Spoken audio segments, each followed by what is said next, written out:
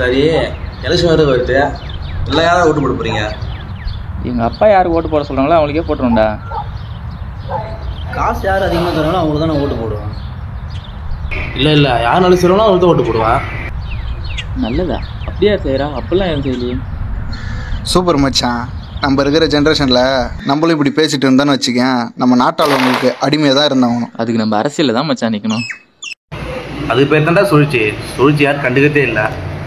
சூழ்ச்சியா? அப்படின்னா சூழ்ச்சின்னு என்னன்னு தெரியுமா? ஒரு தொகுதியிலையும் ஒருத்தன் படிச்சும் இருப்பான் பாரு, அவன் தான் சூழ்ச்சி. நல்லா யோசிச்சு பாரு, எலெக்ஷனில் நின்று ஜெயிச்சு ஆட்சி அமைக்கிற வருஷம் தான் எல்லா திட்டத்தையும் கொண்டு வராங்க. அடுத்த 3 வருஷம் நம்மளை கண்டுக்கிறது கூட இல்லை.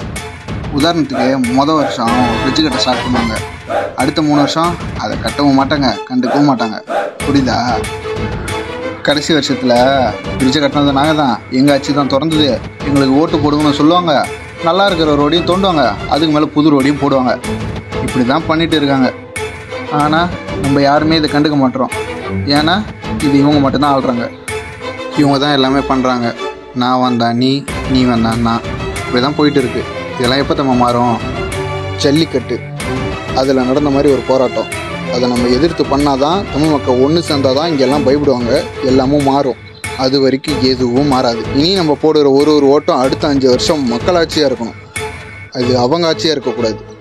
சிந்திச்சு ஓட்டு போடுவோம், ஜெயிப்போம்.